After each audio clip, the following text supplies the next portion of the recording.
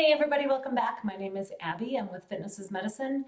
Today I'm going to continue with my series of low intensity, kind of easing back into workouts. So I'm going to have you grab a band or a tube and a kind of a lighter weight dumbbells.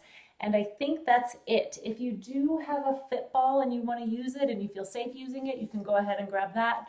Or you can grab a sturdy chair or a kitchen chair or a workout bench or something like that. So we're going to start off with doing some lats on your back. So your lats are your big muscles here in your back.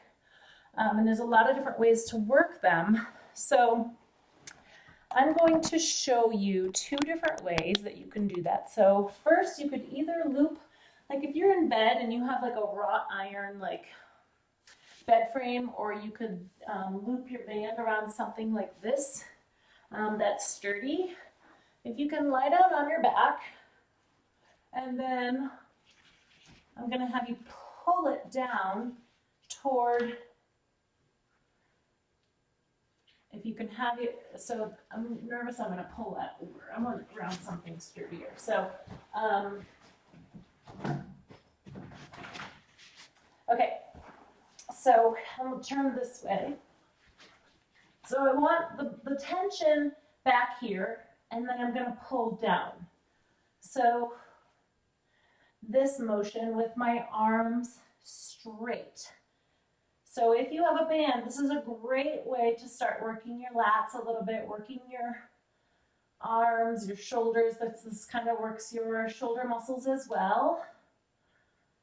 Nice and slowly both directions. It's tempting to want them to kind of shoot backwards, but if you can't figure out doing it on the floor or on your bed, you could also see if you have a partner that would be willing to hold them for you. The other way to do this on your back is to take a dumbbell if you don't have any bands, or if you would rather do this, you can take the dumbbell overhead and do this motion. So it's the same motion, two different modalities. So you can do it with just one dumbbell so that you can get a good firm grip on it and keep those arms stable.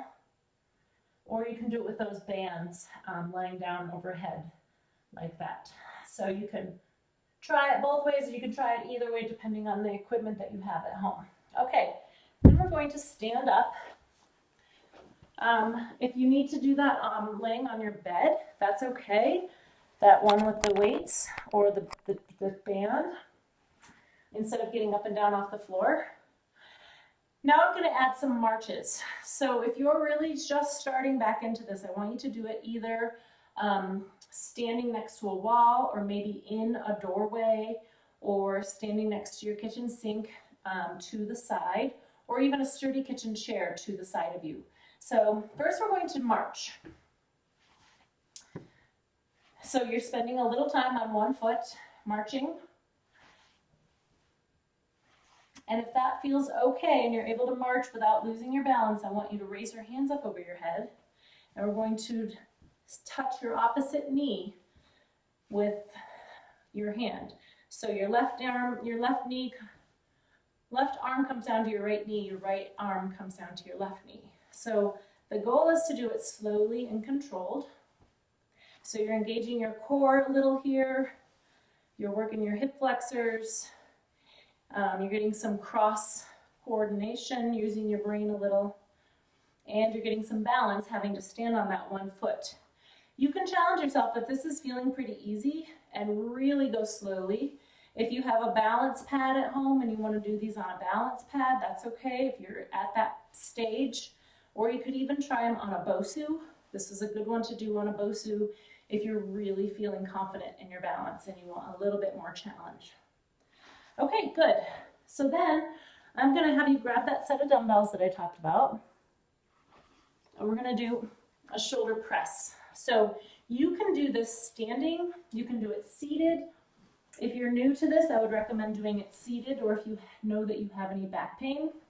I'm going to just sit on the ball because I have it here. I'm going to have you start with the weights right at your shoulders, press straight overhead. 2.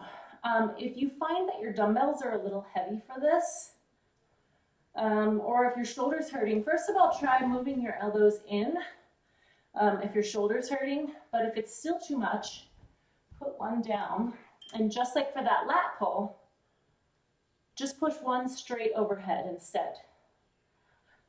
5, 6, 7, 8, 9, and 10. Good. Okay. So next we're going to do a side reach. So you can do this seated on the edge of your bed. You can do it seated in a chair. You can do it on a ball like I'm going to, or you can do it standing.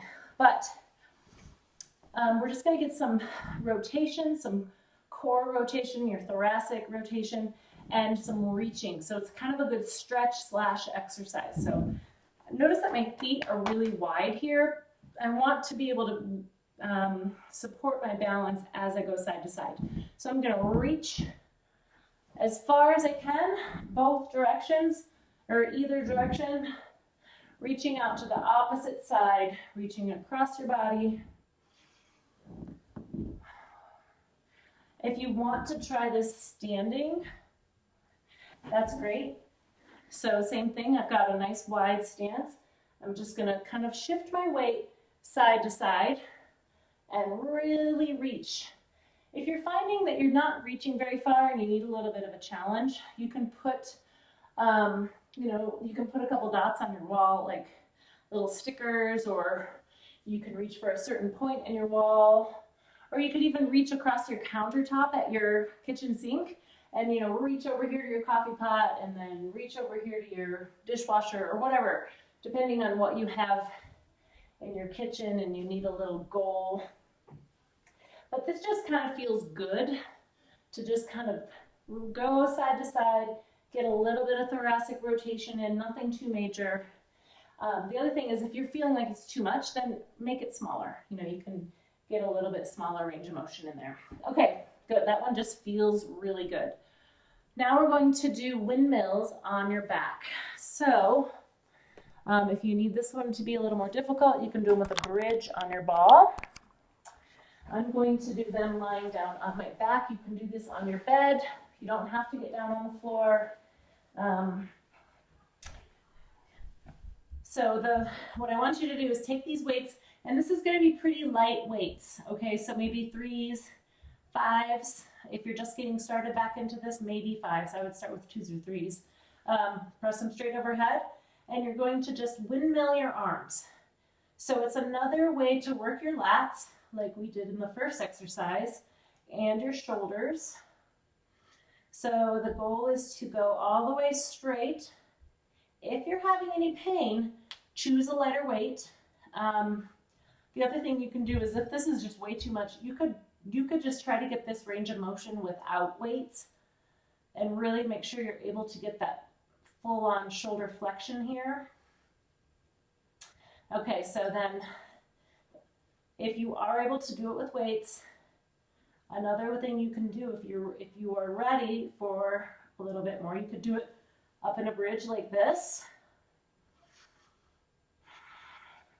And the other thing is if your weights are just kind of on the edge of being a little heavy, you could bend your elbows just a little. So that's okay. You could just bend your elbows a little. That helps take the pressure off your shoulders. And like I said, another way to make this a little more difficult is to do a bridge on a ball. Okay, so those are windmills, another way to work your shoulders and your lats. And then we're going to end with a hip exercise, standing. Again, I'm going to recommend that you do this standing with either a chair or doing it at your kitchen sink. I don't have anything right here right now, but I'm going to have you do your hip abduction, abduction. So importantly here, it's not a very big movement. Notice that my torso, my hips are staying stable here, and I'm just moving my leg out to the side. I don't want to bring it way out here. It kind of starts to engage other muscles and it makes it harder on your balance. But you can have your support right in front of you like this.